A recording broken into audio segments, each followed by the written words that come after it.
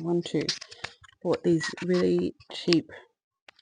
They're actually not inexpensive, but they are cheap in the way of quality. Internet advertisement got me good. I knew it as well. Anyway, hi, welcome to JTV. This is my birth story, and I'm aware that it could be a really long video, so I don't know whether I want to try to be quick or try to tell the whole story. But some people asked for it, most people did not, but I wanted to talk about it anyways. And while my baby is asleep, it's a good opportunity. It's been just over a week and the memory is starting to fade.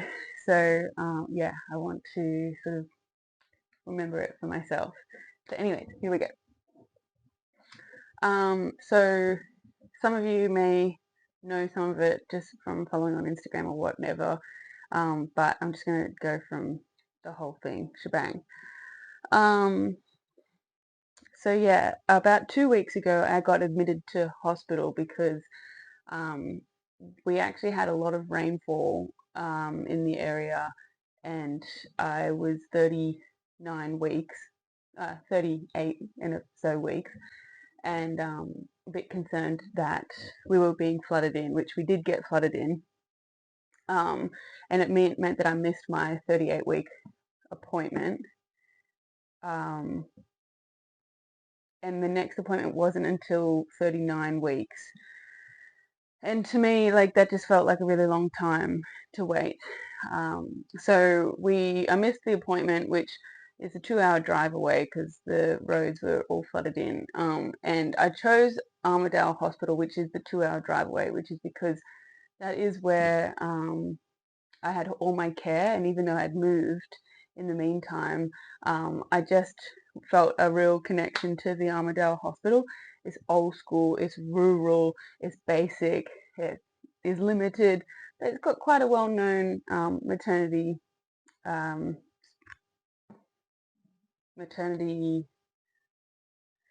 whatever you call it, practice, ward, whatever. And yep, so I stuck with Armidale, even though Coffs Harbour would have been closer for me, which is about 45 minutes away. I just had never been to Coffs. I didn't want to make the effort for Coffs. I'm a vibes girly, so yeah, I just opted to go and stick with Armidale, and I'm really glad I stuck with my guns because I had quite a good experience, really.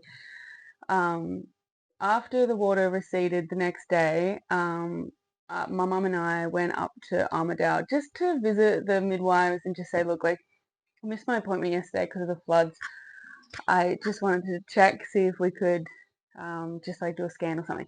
And we discovered that she was actually breached, so like head up, feet down, which Armidale Hospital are not prepared to deliver a breached baby. There are some hospitals that can, and so one of the options when we all went into like panic mode was to go down to John Hunter in Newcastle, where they do have like some doctors that will deliver breached babies. And so I went into a bit of a tailspin because I didn't want a C-section.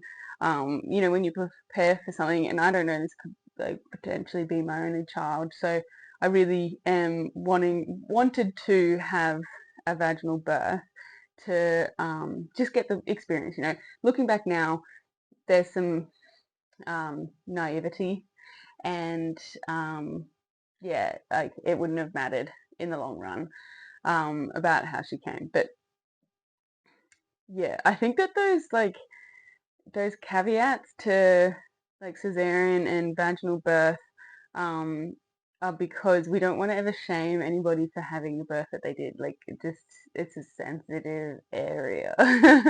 But if I'm being honest, I definitely wanted a vaginal birth. So when I freaked out that, you know, there's a potential for a C-section, which they did schedule in for 2 days time, and I was then admitted to hospital, and they were going to check on her come Friday before my scheduled C-section, just to make sure that she's still around the wrong way. So there you go. I was admitted into hospital at 38 weeks and 38 and a half weeks. And so, yeah, 2 days came and Friday came and we checked via a scan and she'd actually had flipped on her own accord just before the scheduled, like that morning of my C-section. So, um, it was actually a bit of a headache. Well, like not a headache. It was actually a bit of a mind fuck because, I did such a good job of preparing myself for now I'm having a C-section, for like getting like washing out all of the disappointment that I had over not getting the vaginal birth. And I started like, I was now juicy for the C-section, like, and I was like, thank God I'm not having a vaginal birth. And a lot of people on Instagram started like flooding me with these stories of all these positive C-section stories and negative vaginal stories. So I ended up having to stop reading those. And I still now I would like to go through them and just sort of say thank you to people who kind of came to my aid. It was really nice. Yeah, so then, okay, so fine, like she's flipped, C-section got cancelled. Because it's a rural hospital, a lot of the weekend workers, like the weekend is just very quiet. Obviously, there's some like skeleton employees, like skeleton staff, but for the most part, not much happens on the weekend. So then I had to wait until Monday.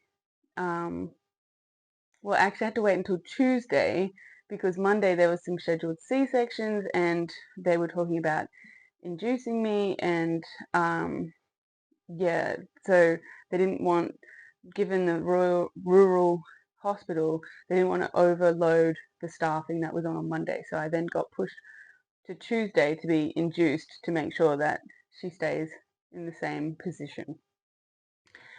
So it was like, a long few days where I was just expressing colostrum. I was filling up my syringes of colostrum because one of the things that I had talked to the midwives about is that I've been carrying around these big old knockers on my life, but I haven't been like leaking any milk or like colostrum or anything like my girlfriend Ashley had, and I was like, are they redundant? And then they taught me how to express and how to get some colostrum out. And so once I figured that out, I started just expressing and filling up syringe after syringe after syringe of colostrum for when she was born. So that's how I spent my time in hospital. But by this stage, like I was admitted on Wednesday.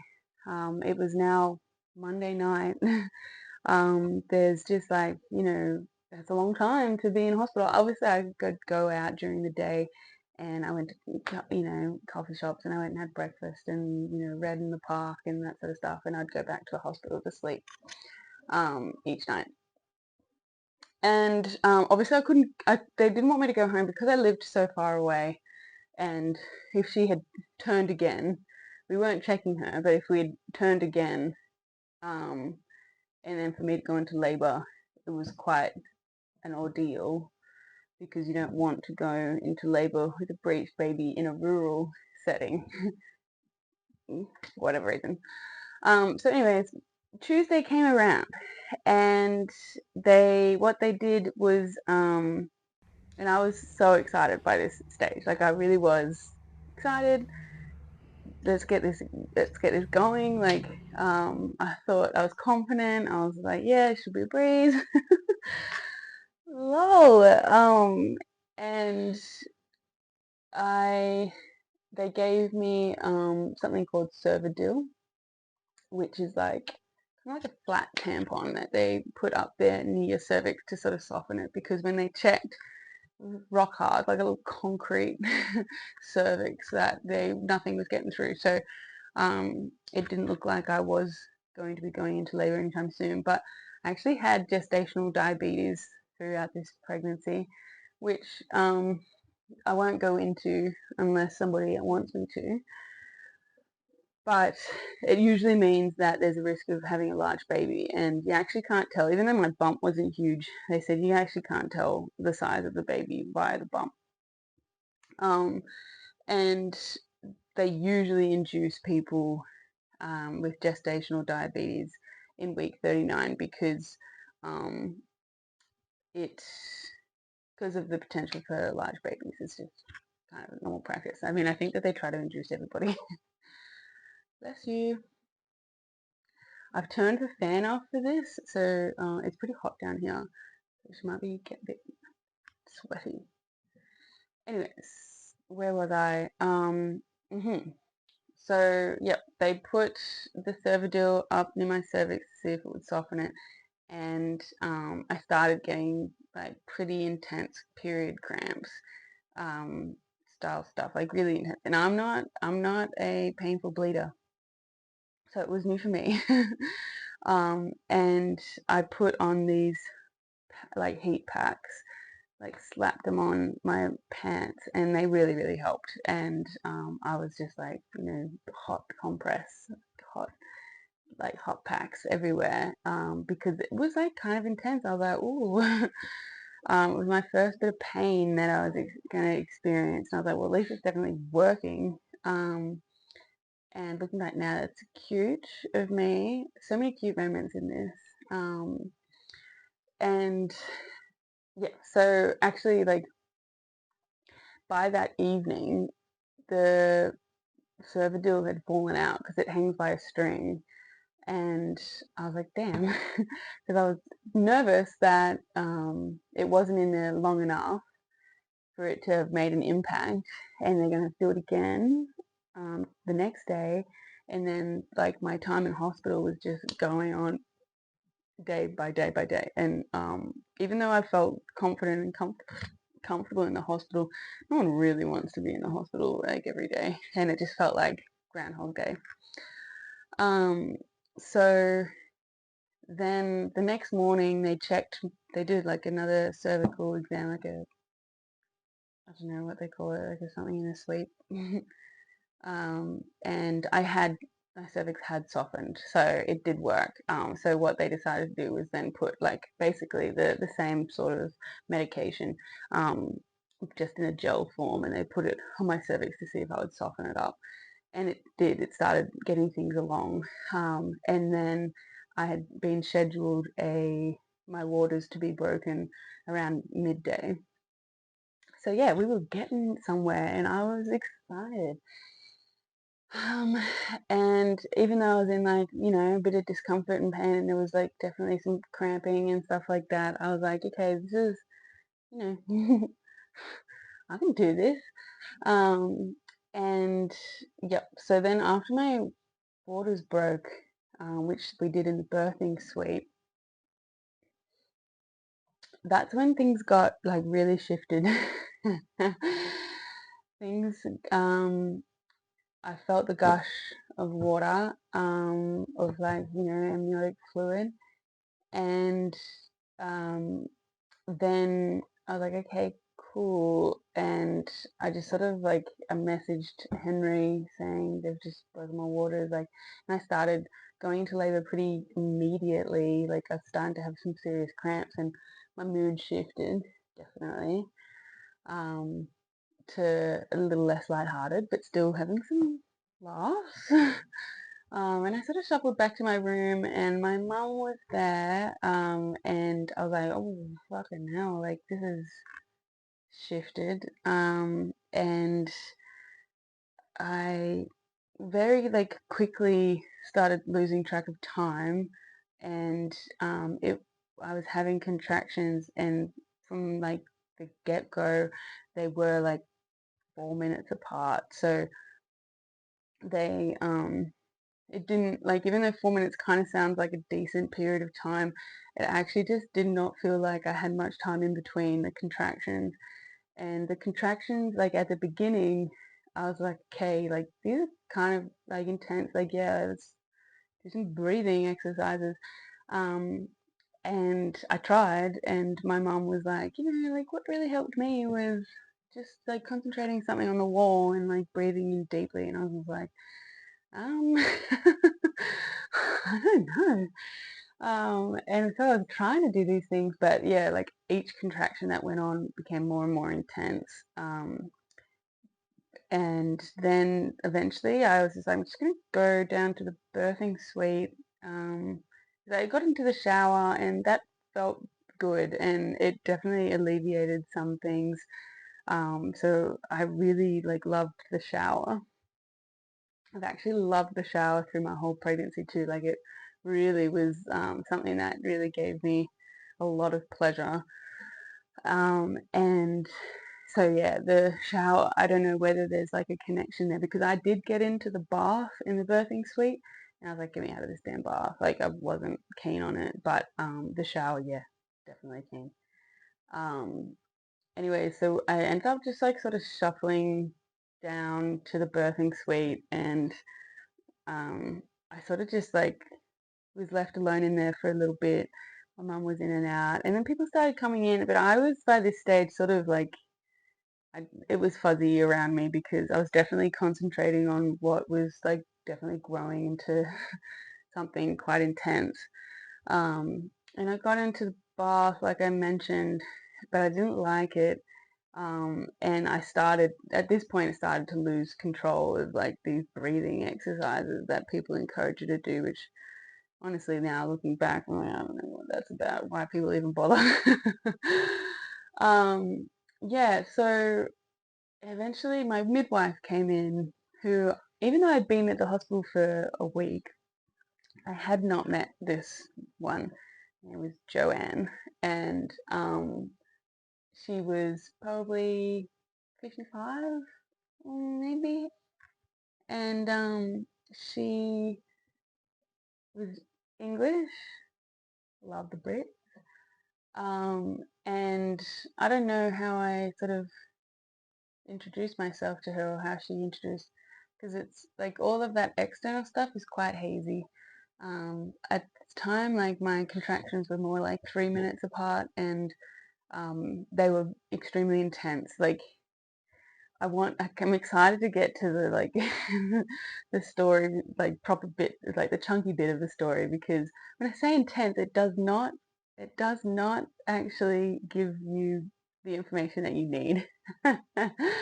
And this is something that's quite a mystery and a mysterious thing about labor is this like inability to actually describe it. So when I get through this whole story, I do want to describe the feelings associated with it because I think that that would help you understand the whole story.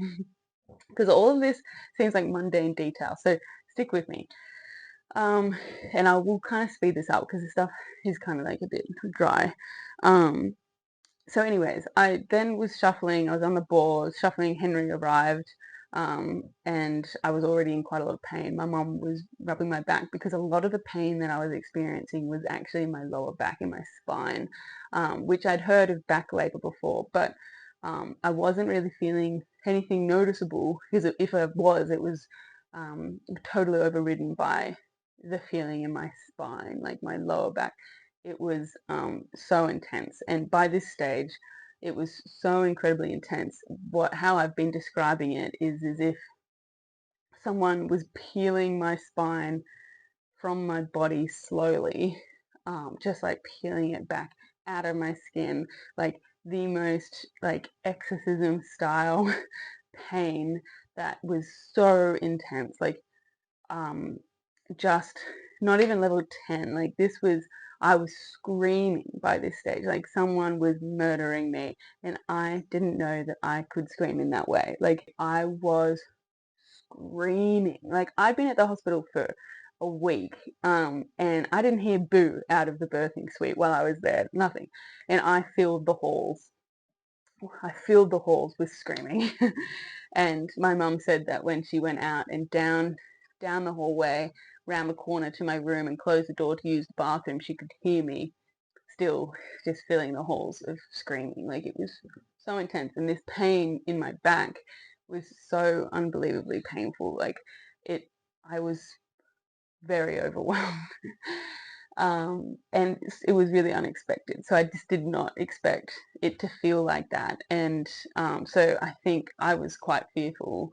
Um, Anyways, midwife like was just so divine, and my mum who was really encouraging of getting some morphine, because I was sort of like getting to this level where I was like in getting more and more, I don't want to say panicked, but like I was getting more and more panicked because my contractions were so close together that from the get-go, almost I didn't have any breaks in between, and I might move the situation so I can put this fan back on for her because she's having a bit of a hard time. So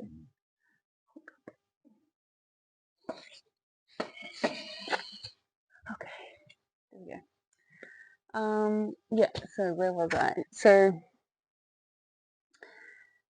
this back labor, the contractions were so close together that I would go through this like pretty, it's like just intense screaming match just to get through the contraction. And as it subsided, I wouldn't have enough time to sort of gain composure for it to start again. Like, and this like really intense, just like whirlwind. It felt like yeah, like somebody peeling my spine away from my body, and this whirlwind of like just like almost being sucked out. And my girlfriend actually put it in a good way. It's like it feels like you're trying to hold on to not be sucked out of an airplane. Like it's just like this vortex.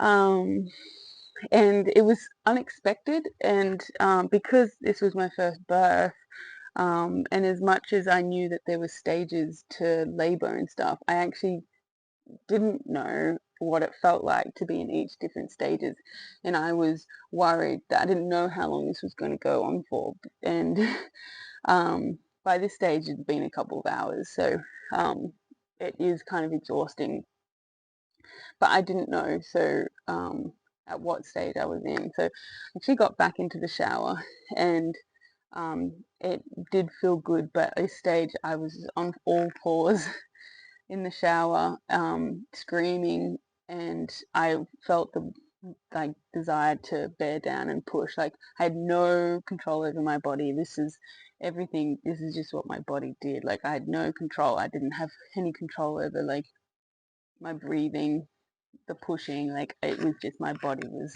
doing this, which was something that I was glad, like, because it felt like something was,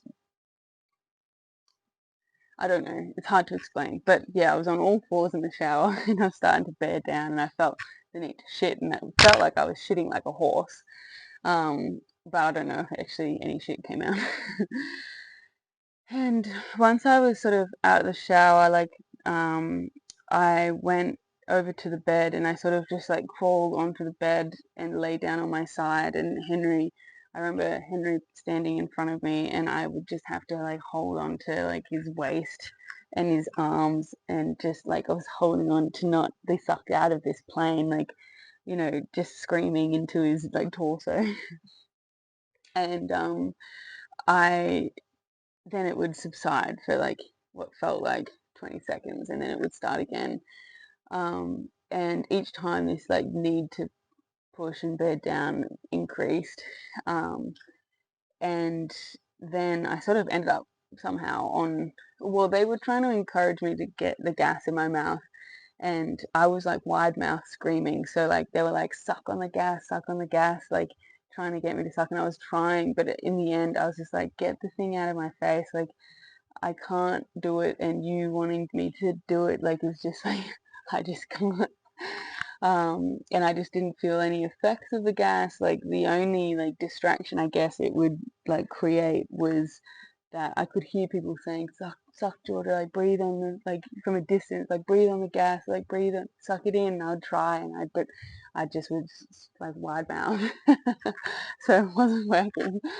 Um, and then eventually they sort of gave up on trying to give me the gas, and I ended up on my knees, and the bed was like, I had this student, Cormac, who I've never met more of a Cormac in my life, like just the sweetest kid who's studying, and I don't know what he's studying, but Yeah, he was like with me on that day that I found out that I was going to have a C-section, and he saw me crying because I was upset. And then I saw him around the hospital all week, and then he ended up being there in the birthing suite, and I don't know how many births he witnessed.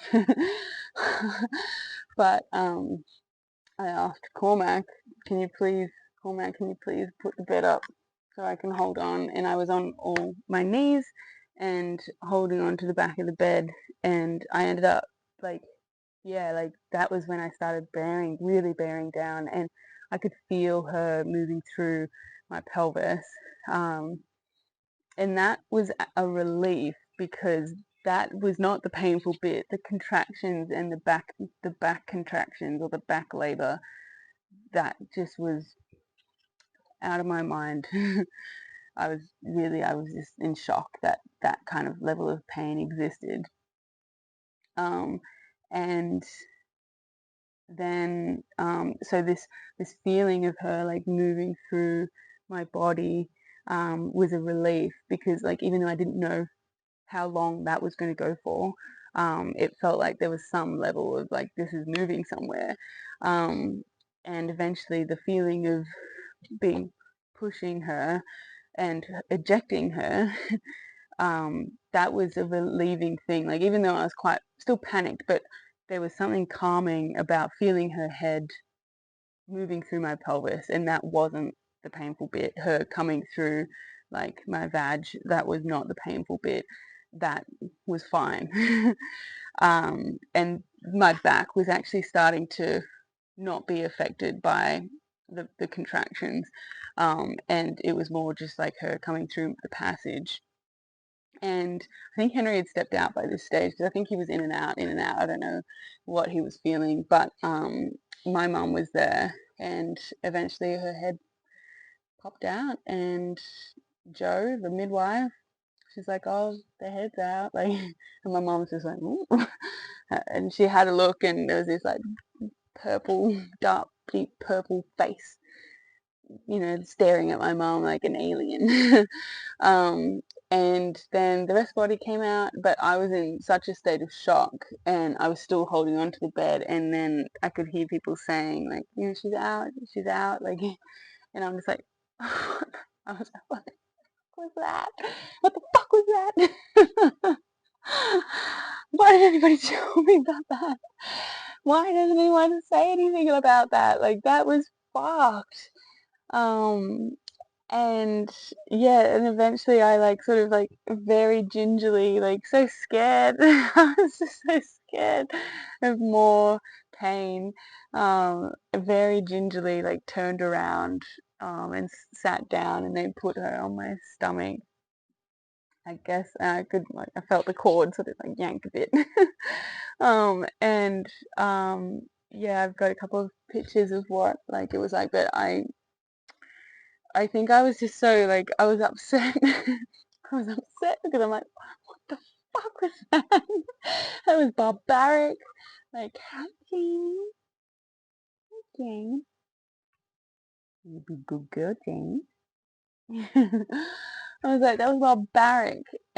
Why did nobody say that's what it was going to be like? And I was upset. And I was in quite a bit of shock, actually, because my teeth were chattering and I was shaking. Like, I was definitely in shock. And that's when, like, I had a second-degree tear, which who gives a fuck? I did not care about any of that. Like, leading into it, the sound of, I had a tear, or like preventing tearing and stuff. Honestly, I didn't give a shit. I could have teared straight to my butthole and I would not have cared. Well, I probably would have, actually. The second degree was nothing though, so yeah, I'd take a third degree. um, anyways, yeah, so then she was out and she was on my stomach, and I couldn't register her. I was still very upset about the fact that I was so unprepared for that. Um, and I was in shock, but at that stage I did grab the gas when they were stitching me up, and putting, a deposit of painkillers in my butthole. And that's when the gas actually did work for me, because I was in a state of shock. And Jamie, what are you doing? Okay. I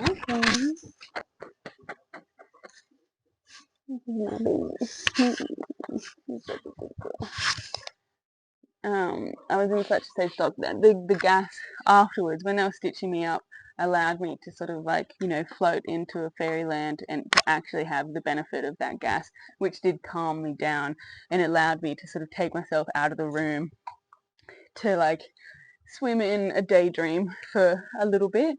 And that was beautiful. That was a really beautiful moment. And I remember like Henry was there, and I remember my mum was there, and my head just sort of went into a different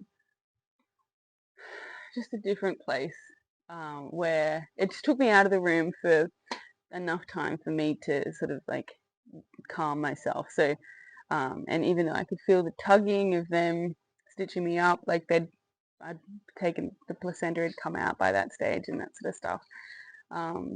And yeah, then I was back in the room, and yeah, she'd arrived, and for the next 24 hours, I was in shock. I didn't know what to do. I did not know what to think of that. Like, it's barbaric. There's this very ancient feel about it, like very ancient feel, and also midwife or midwifery is like, what a profession. Like, and maybe I didn't like watch enough birthing stuff. Like, I don't know. I don't know, but like I was not expecting that. And I think the lack of expectation actually contributed to me just going, what the fuck is this? And it was cute of me to think that any of my cycling or putting my body through like pain at the gym would ever, ever prepare me for that. And I know I've had a conversation with a couple people on Instagram about like, oh yeah, like, I've done hard things before. Mm-mm, mm-mm, mm-mm, mm-mm. And the other thing, like, back when I was having to come to terms with having a C-section, my mum said, like, I remember her saying this. She goes, look, people don't want to tell this to a pregnant woman, but like labor is like pretty fucked up. Don't want to do it. Like, and I remember her saying that, and then I'm like, I actually get why people kind of gatekeep a bit of the information, because now I'm even like, if someone was pregnant and they were like, "Oh, can I do the prepare?" I'd be like, "You'll be great." Like, oh my God. Um, but yeah, and I've had a couple of conversations with people about this. Some of them have had kids, where I'm just like, babes, what the fuck was that? And they're like, I know. And then there is also this like, do you know? Like, did you have that experience too? Because that doesn't seem right. Something is broken in that process. Um, but it does seem like people have that. Like, I mean, my mum's like, oh, I labored in silence. Shut up, mum. Hey, Squeezler. Anyways, I could talk about this longer, but I would be interested to hear if somebody has questions that I could go into. Probably not. There probably isn't any questions, but I will say that the hello, darling.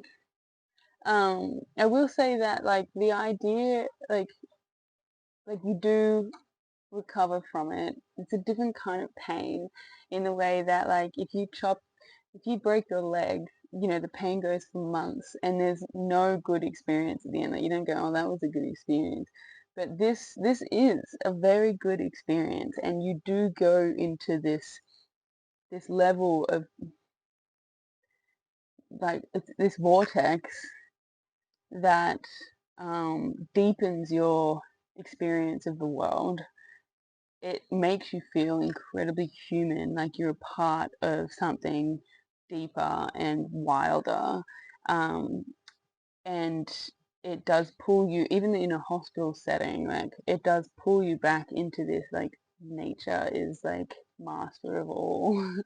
And even though I didn't have like an epidural, like morphine or anything like that, like um, I just like I don't know, like it's the craziest thing I've ever done, and um, I didn't I it trumps everything by like 1,000 times, and there is something very exciting about that.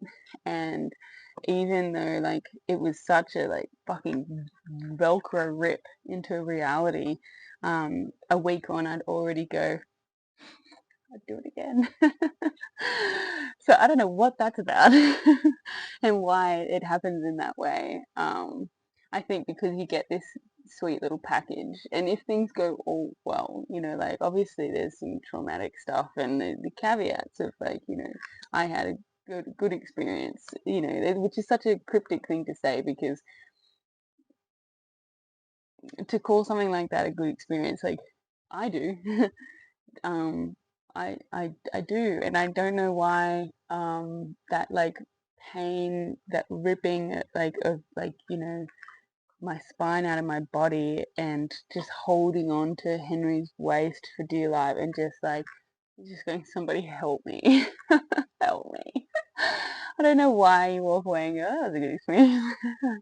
I don't know why, but it was, and I'm stoked, and I'm only 1 week into it. I'm sure the wheels will fall off eventually. But yeah, just that was my birth story. A couple of days later, I got discharged. Henry took us home.